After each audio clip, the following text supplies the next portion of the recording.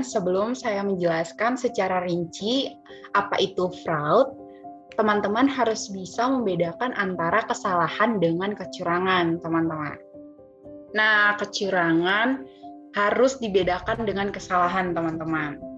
Kecurangan atau fraud itu adalah suatu tindakan yang disengaja oleh suatu pihak. Sedangkan kesalahan atau error adalah suatu tindakan yang tidak disengaja yang dapat terjadi dalam setiap tahap pengelolaan. Nah, teman-teman, dari kesalahan tadi ada bentuk-bentuknya. Bentuk yang pertama adalah kesalahan yang disengaja dan yang kedua adalah kesalahan tidak disengaja. Kesalahan yang disengaja atau intentional error ini itulah yang disebut dengan fraud. Kenapa? Karena tujuannya itu untuk keuntungan diri sendiri, teman-teman.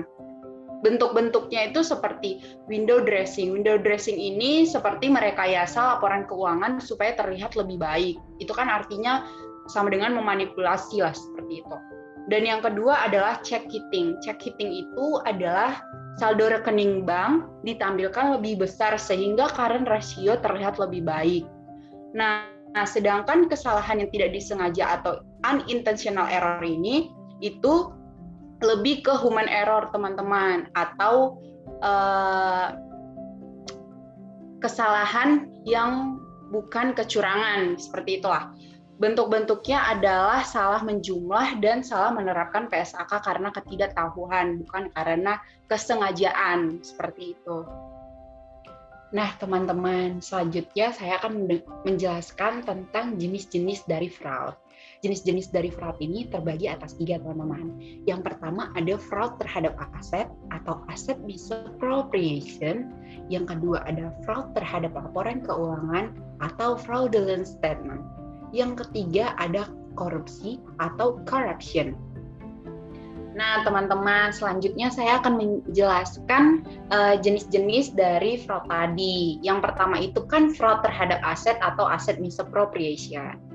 Nah, asset misappropriation ini adalah penyalahgunaan aset perusahaan atau lembaga, baik itu dicuri atau digunakan untuk keperluan pribadi tanpa izin dari perusahaan atau lembaga tersebut.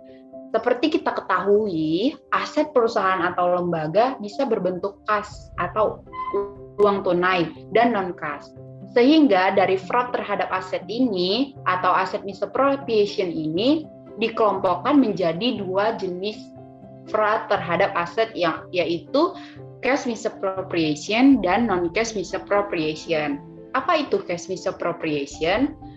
Itu adalah penyelewengan terhadap aset yang berupa kas. Misalnya penggelapan kas dan mengambil cek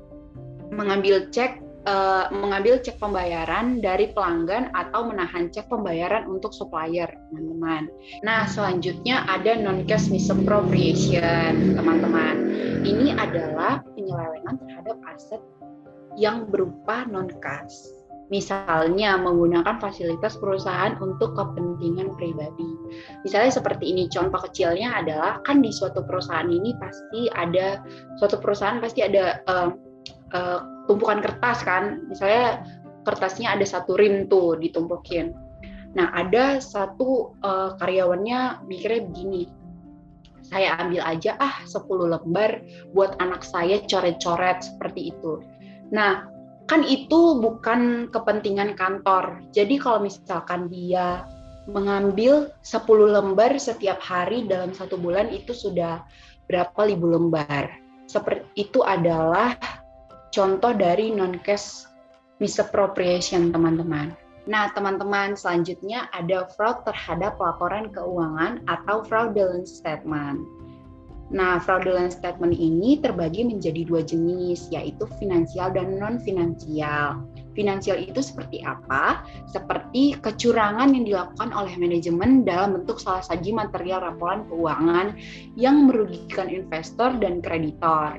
Nah, yang non-finansial itu misalnya seperti memalsukan, mengubah, atau memanipulasi catatan keuangan dan dokumen pendukung seperti bukti transaksi. Yang kedua adalah mengakui suatu transaksi lebih besar atau lebih kecil dari yang seharusnya. Dan yang ketiga, menerapkan metode akuntansi tertentu secara tidak konsisten untuk menaikkan atau menurunkan laba. Dan yang keempat, menerapkan metode pengakuan aset sedemikian rupa sehingga aset menjadi lebih besar dari yang seharusnya. Dan yang kelima, menerapkan metode pengakuan liabilitas menjadi nampak lebih kecil dibandingkan yang seharusnya.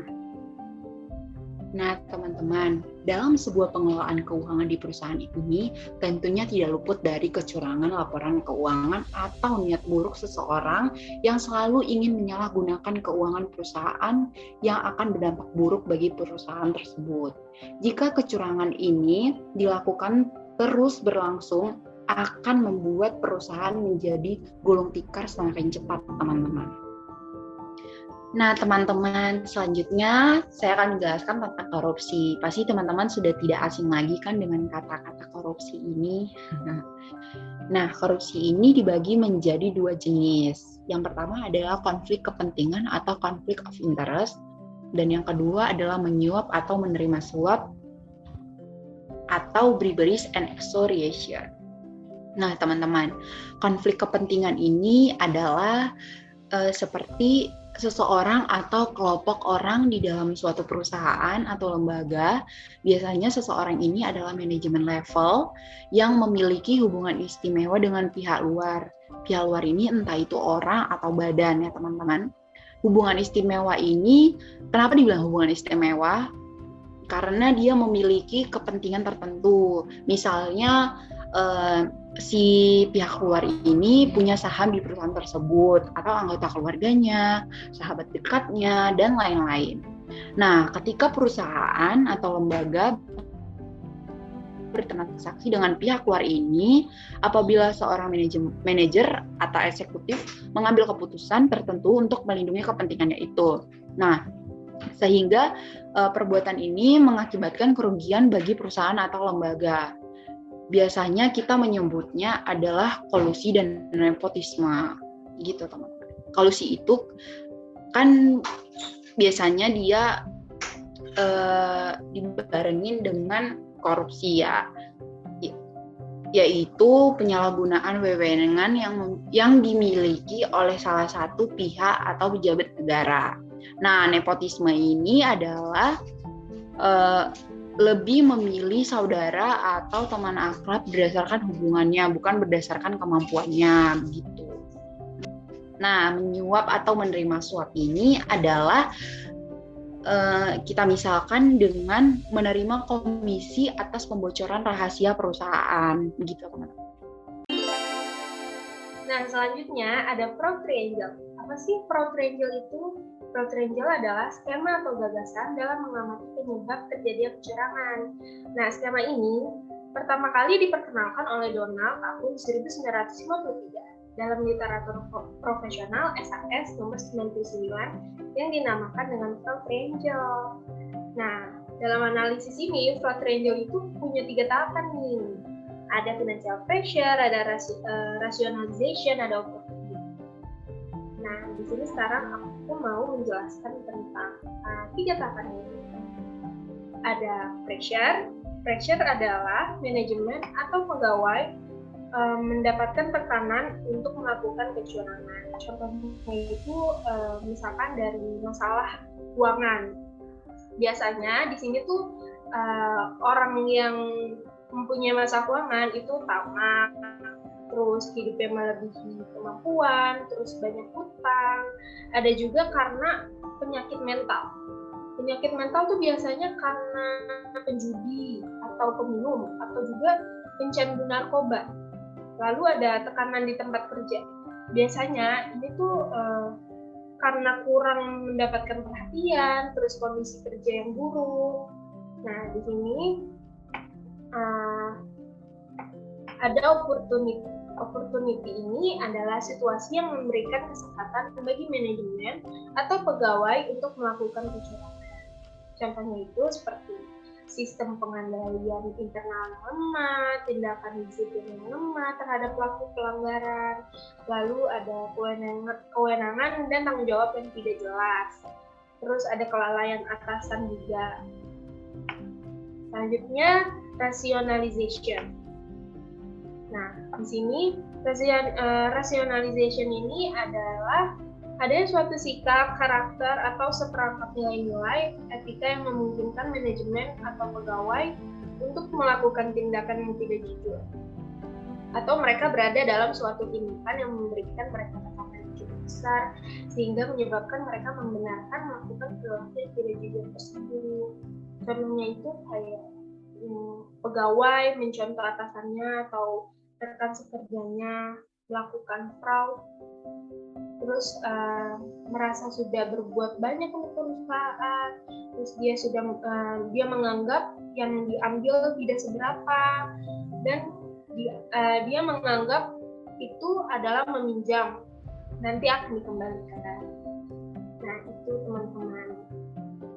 Nah, tadi teman-teman saya sudah menjelaskan tentang apa itu fraud dan apa saja yang melatar belakangi fraud itu timbul. Sekarang saya akan menjelaskan tentang mencegah fraud. Nah, mencegah fraud itu ada dua, yaitu dari sisi pegawai dan dari sistem pengendalian internal manajemen itu. Dari sisi pegawai itu yang harus kita perbaiki adalah menjaga moral atau mental pegawai agar bersikap jujur, disiplin, dan berdedikasi.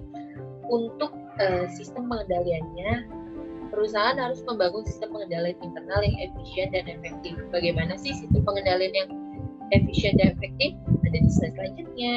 Nah, untuk membangun sistem pengendalian internal yang efisien dan efektif, kita pertama bangun sistem pengendalian internalnya dulu, yaitu seperti membuat struktur organisasi yang jelas, kebijakan, prosedur kerja, program kerja, pencatatan dan pelaporan, serta review internal. Nah, agar aktivitas berjalan efektif dan efisien, maka manajemen harus memisahkan tugas antara pegawai agar tidak ada tumpang tindih. Membuat sistem otorisasi yang jelas, yaitu pengecekan secara independen, pengamanan atas fisik inventory, lalu mendokumentasi dan pencatatan.